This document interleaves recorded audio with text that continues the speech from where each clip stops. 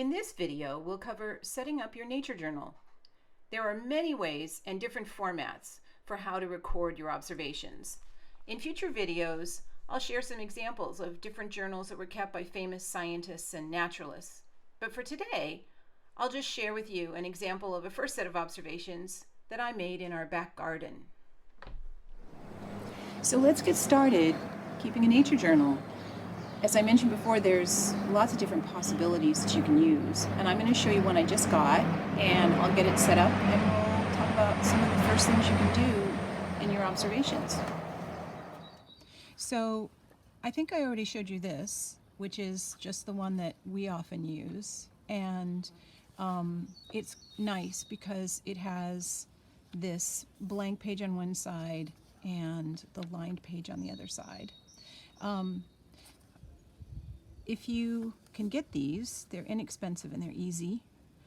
This is a similar one made by a different company, and I'll talk more about this one later.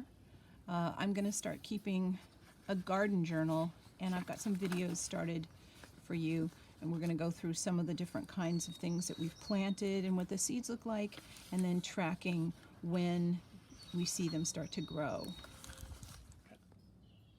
So I ordered this on Amazon, the Sea White Travel Journal. I've never used this one before, but I got it because it has the alternate plain and lined paper. So I'm going to be using this one and doing some exercises along with you, so we'll see how it works.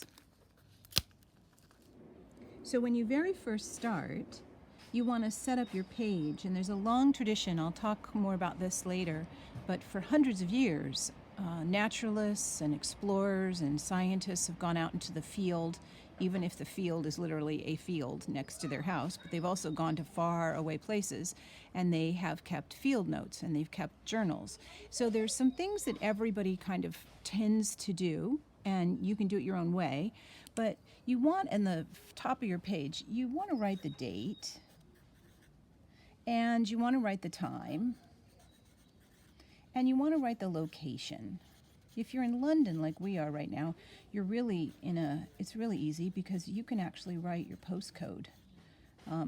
So however you want to write it, but you want to write those things every time you start. So when you go back, you'll have an easy way to see in your notes. Some people like to write down the weather conditions. That's often very helpful also to write. It could be the phase of the moon, if you like tracking that. Is it a full moon this week or new moon?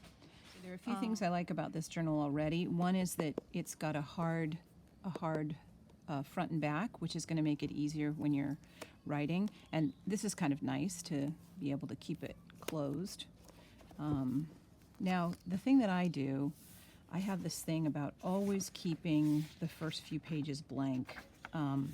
So I'm going to not even start until I get at least, say, 3 pages in, just in case I want to draw a cover page or I want to have a table of contents.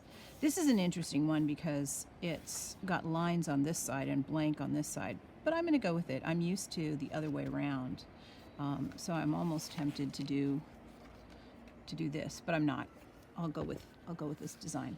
So if you're going to get started and you've got one side for drawing and one side for writing, the question is, what are some of the things you're going to want to write? And let's start with 3 things. 3 things. And by that I mean write 3 things you notice,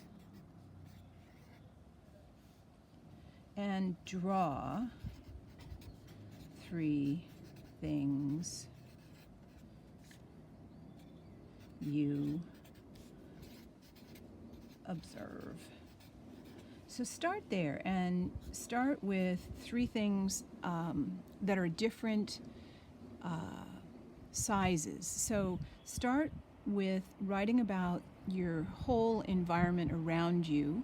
How does the air feel? Do you smell anything? What's the color of the sky? How warm is it? All those things your senses pick up. And then the things that you see and hear. So what do you hear around you in this moment? And then focus on what you can see, because of course that's our main sense. And then zoom in. So for example, one could be the setting that I was just talking about. Another thing could be any living thing. So you might do a careful drawing of just one leaf, or do a careful drawing of just one flower. Or if you're lucky and you're sitting very still and you're really quiet, you might get to observe and draw a bird. And then do one kind of earth thing. It could be a rock or a pebble. You could feel the soil. If you're sitting in a nice spot in the garden, reach in and touch the soil or the dirt and feel what it feels like and describe it. So you're going to want to write about all three of these things, and you're also going to want to draw these things. You don't have to draw the same things that you write about, but you also can. So whatever's easiest for you. If you write about some things, maybe you got to write about a bird and then it flew away and you don't have time to draw it, that's fine. Just go ahead and instead draw a really cool rock or a leaf. So these are some things that we gathered just in 2 minutes, just in around here. And you can see, so there's leaves, there's pebbles, there's flowers. And if you don't have a place where you can pick some things like this, look in your collection around your house. And if you have house plants, you can use drawing a leaf in your house. So you can also do things. I'll also put some pictures up at the end of this video if you wanted to practice. If you're stuck inside and you can't get outside, I'll put some pictures of some different kinds of leaves and flowers and birds that you could practice drawing. So once you had a chance to write about 3 things that you noticed and draw 3 things that you observed, don't forget to ask at least 3 questions. So now that you've made some observations and noticed things, wonder about some things. Think about what questions you might have about these various things that you've observed and you've noticed. Okay, everybody, so this is what I did for my first try. So I went down to the bottom of the garden, and there's an old tree that they cut up, and there's just the stump left, and they put some ceramic lights. I think that you're supposed to light the wick. We've never done that. And but we went to a charity shop and got a ceramic dish, and we created a bird bath. So I decided to sit down there in the corner of the garden, and I noticed this bush was blooming, and my first thought was that it was borage. So that's what I wrote. I said the borage is blooming, and I can see 2 or 3 honeybees visiting the flowers. The daffodils are dying back, and the tulips are just in full bloom. So I decided that's what I should draw. So that was my first effort in terms of like the setting. Then I did a very close look at the flowers that were on here. And here's our 5-petaled geometry. So that gave me a chance to practice. So I wrote about at least 3 things that I noticed. And you could say that I drew at least 3 things that I observed. And then I wrote, I wonder how this plant grew here. Did someone plant it? Or was the seed just dropped and blown here? And bottom of my garden, I'd never really paid attention to the plant, so I was wondering, how did that get there? And there was a small, almost black bumblebee that was flying in and around the flowers. And so I said, I wonder what kind of bumblebee is black, and is it unusual? So that's what I was wondering. So 3 different people could have gone and sat in this exact spot, and they would have noticed 3 completely different things. Partly because things change, and maybe there wouldn't have been bumblebees, maybe there would have been a bird that landed on the bird bath, or maybe there would have been a butterfly.